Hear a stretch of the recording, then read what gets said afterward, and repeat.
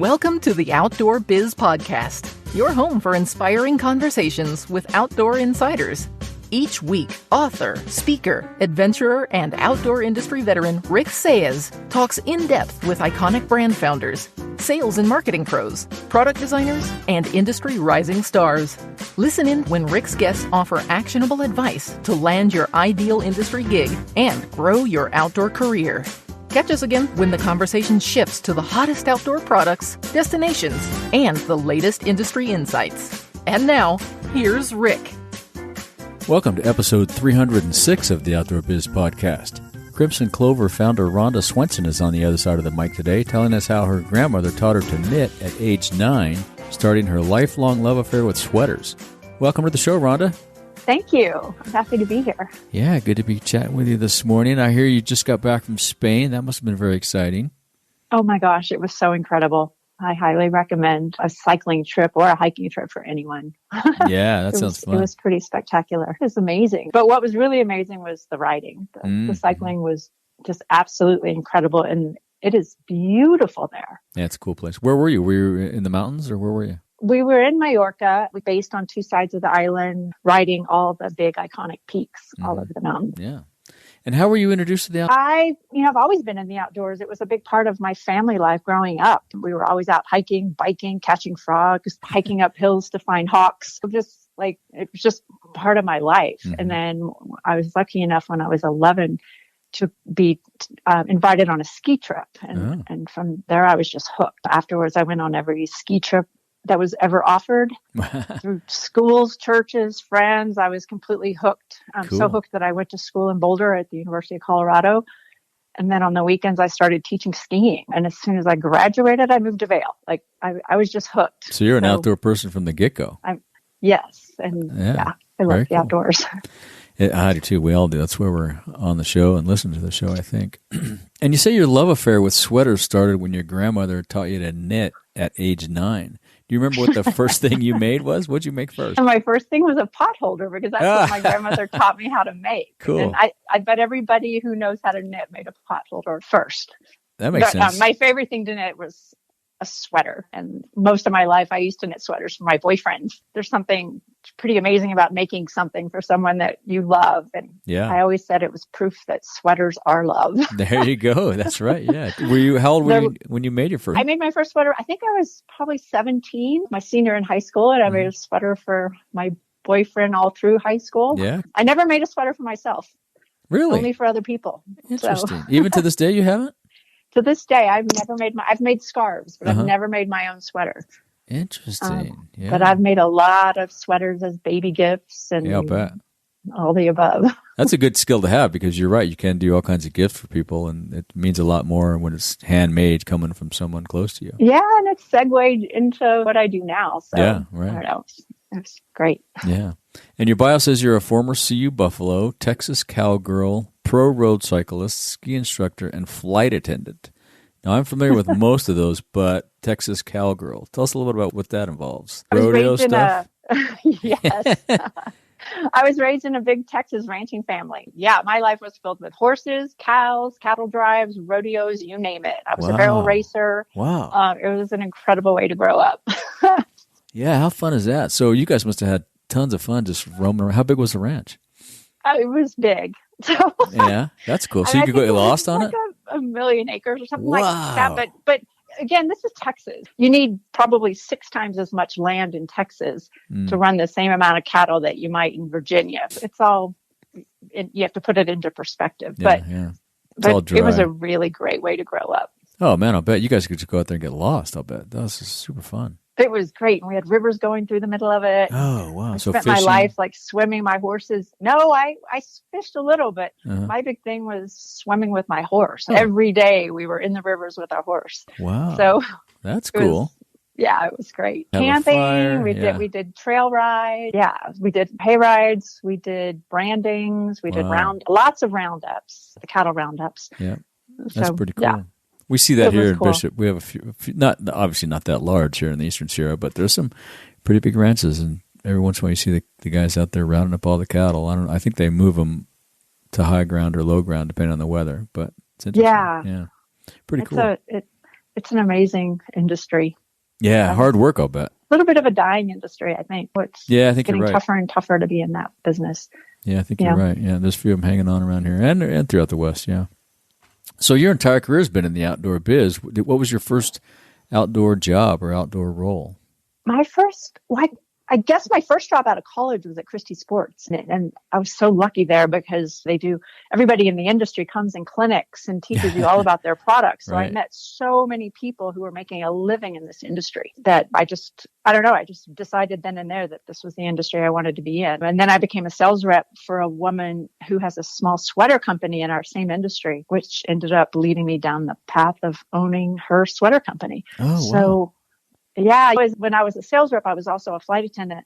And so the owner of this company would send me to South America to work with their factories because I flew for free. Yeah. And I'd be over there for 2-3 weeks at a time. And I ended up designing for, and then eventually I bought her company from her. And granted, it was a tiny little company, but I always say, pay attention to those right or left turns you take in life. You never know. They just might change your life. Yeah. What a great experience too. You got to see how the whole thing worked from the ground up. Oh, it was so amazing. That's really how I became a sweater designer. So. And are there any other entrepreneurs in your family? Oh, yes. I have a brother who lives in Tanzania, in Arusha, Africa. Oh, okay. And he's probably the biggest entrepreneur in our family. What's he do? I've been there. I went there to climb Kilimanjaro. Oh, he's done that a few times. He has a safari company, and his is really unique in that he specializes in walking safaris. Huh. You can go out with him and go on a 100-kilometer walk in the Serengeti without seeing any other tourist. Wow. It's amazing. You might see Maasai, the natives, but you won't see people. And it's just what he does is very unique and really cool. I bet he's busy. That is really cool. Over there, we were over there to climb Kili, and then we did a safari afterwards. And we're going back next year, and I'm hopeful that we're going to go and climb Kili because that's the one thing I haven't done when I've been over there. I hear it's just incredible, and they're about to put a gondola up to the top. Oh, no, really? I don't know if you've heard about that. I haven't heard about which I guess from an African perspective, it's going to bring a lot of revenue. It's just Africa's changing so fast. It's incredible. Yeah. So we're trying to get back over and climb it before that happens. Yeah, that's good. Yeah, I remember being there, and we paid extra money to have all of our trash and stuff carried down the mountain and actually disposed of properly. And one of the days I was out roaming around, and I saw the guys walking out of camp, and they'd go down the side of the hill about, 200-300 yards and just pitch the trash over the side. Oh, my gosh. Yeah, it was sad. But it's a different way of life over there. It's very, from what we're used to, it's still very rural living. Rural like we haven't seen rural in thousands of years. And changing. Not necessarily for the good, as fast as it can. It's right now, Tanzania, everything's ungated. All the parks are ungated and unfenced, and that's going to change eventually. And get over there while you can. That'll be good to see. Yeah, that'll be cool. And how did you earn the reputation as the sweater girl? It must have been all those. I'm a knitter, and my knitting and travels and all of that turned me into a sweater designer. And Krimson Klover is my third brand that specializes in sweaters. And so I think that moniker is just stuck. That makes sense. So. Do you do other things other than sweaters? Do you knit beanies, caps? Beanies, caps, scarves. Gloves. Yeah, okay. But my passion is sweaters. Yeah. Sweaters are one of those things that you don't have to have. You don't ever go out shopping for a new sweater. You go out, you see it. You buy it. If you don't buy it, you go home, you dream about it, and you come back the next day and buy it. It's impulse wear. Yeah. And so there's something really wonderful about being in a business that creates impulse wear. That's a good one. Yeah, I love sweaters. I've always been a sweater guy. We're going to take a little break and give some love to our sponsor, Goal Zero. If you're an outdoor freelancer, exploring, capturing photos, and writing to create content is your life.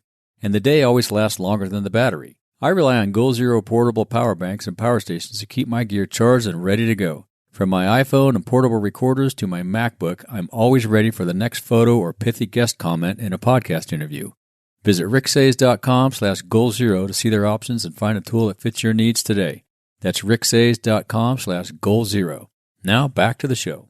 And tell us about Krimson Klover. What do you guys do and how do you do it? We're a women's sportswear brand specializing in luxurious active apparel, definitely focused in the ski and outdoor industry. I personally feel like I'm so lucky that I get to do what I love every day. I'm the creative director behind the brand, But with that said, I have an amazing group of passionate, talented women behind me that drive the success. It's a lot of teamwork that makes our business a success. We have incredible female illustrators, knitwear designers, print designers.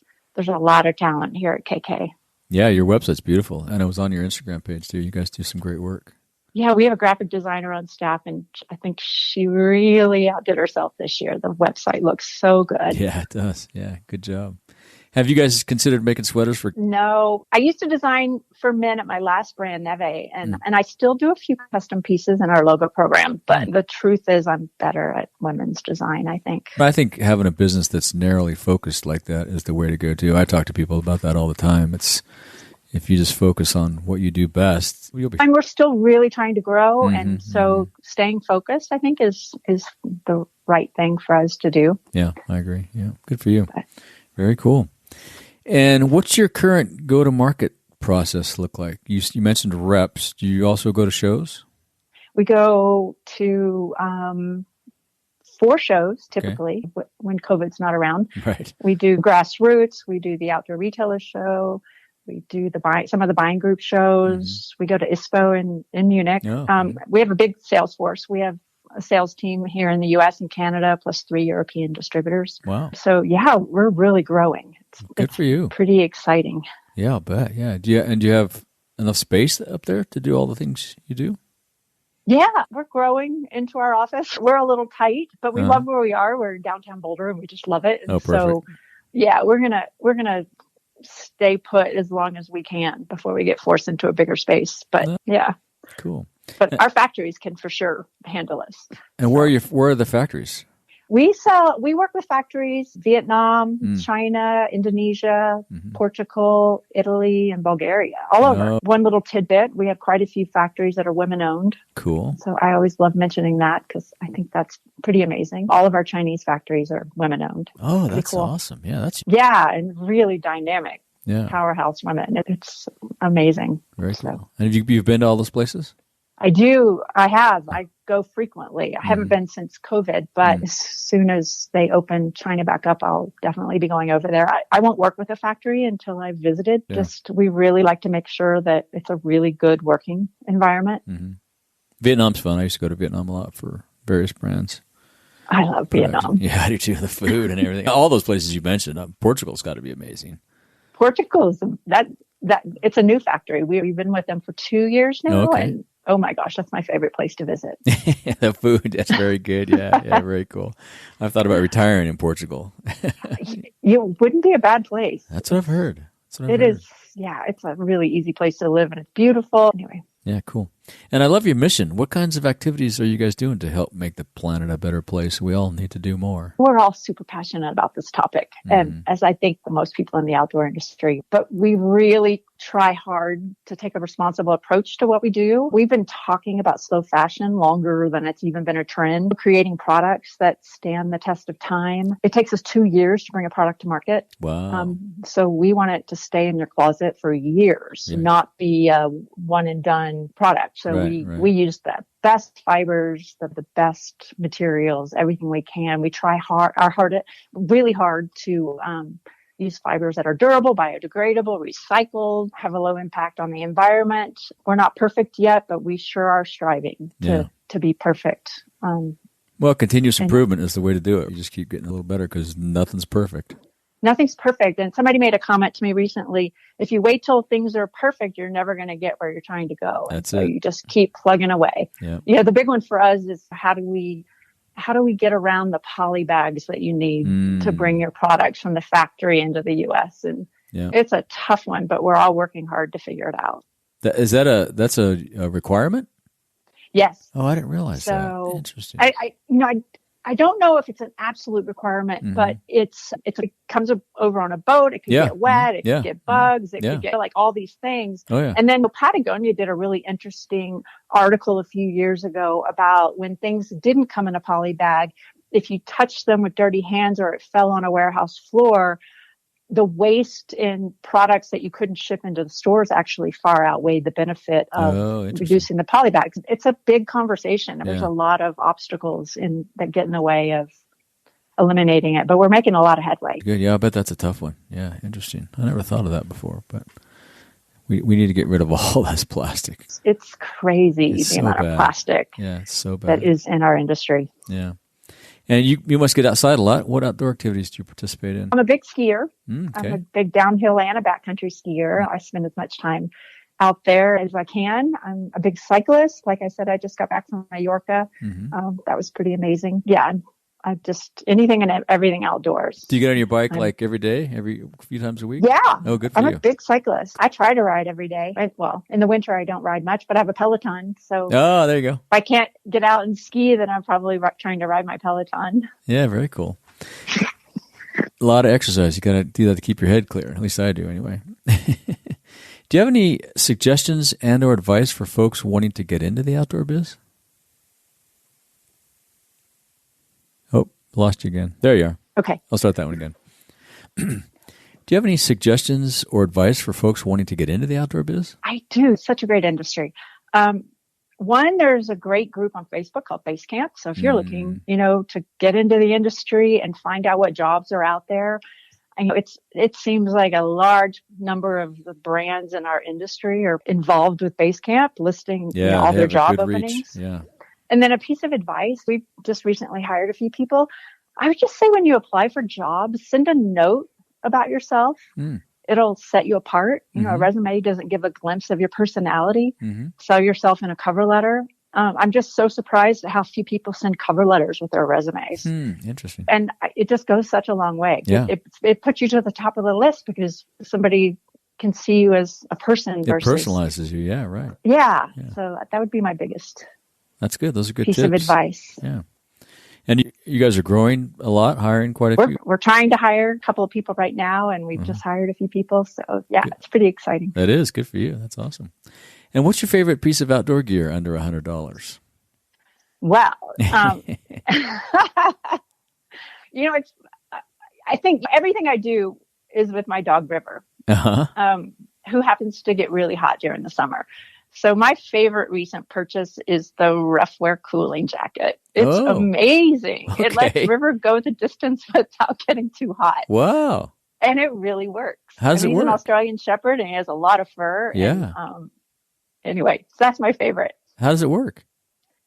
I guess it has reflective cover on the outside that reflects the sun, and then a evaporative piece that's down around the belly and against the dog that absorbs. And so the two things together, you can put your hand inside the cooling jacket on a 90-degree day, and it'll be 20 degrees warmer inside the jacket. Wow, that's huge for a dog. It's huge. Yeah. So you get it wet. Yeah. And so I think that as the water evaporates, it pulls the heat off the dog. Wow. Anyway, it's amazing. I highly recommend it to anybody with a dog that doesn't do well in the heat. We'll link to that in the show notes. That is amazing. That's great. Do they make them for humans? I know they should, right? You probably need one of those on your bike on a 100-degree day out there on your road bike or mountain bike. And you guys have a special offer? Sorry, let me do that again. And do you have a special offer for our listeners? Tell us about that. We do. We're offering any listeners who go to our website a 25% discount. Oh, cool. A one-time purchase. I think the code is OutdoorBiz25. I think that's it. Thank you very much. That's very cool. Yeah. So go out there and get some sweaters, folks. Buy them for your girlfriends. Buy them for yourself. Whoever. And is there anything else you'd like to say or ask of our listeners as we go to close here? Oh, I just say get out there and enjoy the outdoors. It's a beautiful place we all live in, so get out and enjoy it. Perfect. I love that. That's my mantra. Get outside. That's it. And if people want to follow up with you, what's the best way? We're on Instagram and Facebook, and you can always reach out through our website, crimsonklover.com. So there's a contact us, and all of our contact information is there, and we love hearing from everyone. Cool. Well, we'll link to all that in the show notes. It's been great talking to you. I look forward to seeing you at a show one of these days when we go back. Yeah. I look forward to meeting you and seeing you and all of that. Thanks, Rhonda. Yeah. Thanks for taking the time to talk to me. Anytime. It was fun. Yeah. We'll talk soon. All right. Take care, Rick. All right. Bye-bye. Bye-bye. Thank you for joining us on another episode of the Outdoor Biz Podcast. Be sure to visit our website, theoutdoorbizpodcast.com, where you'll find show notes with links to everything we talked about and more. Subscribe to the show on Apple Podcasts, Spotify, Spotify, or wherever you get your podcasts so you'll never miss an episode. And while you're at it, if you found value in this show, we'd appreciate a rating on iTunes. Or spread the word and tell a friend about the show. That would really help us out too. Be sure to tune in every week. And thanks again for listening to the Outdoor Biz Podcast with Rick Saez.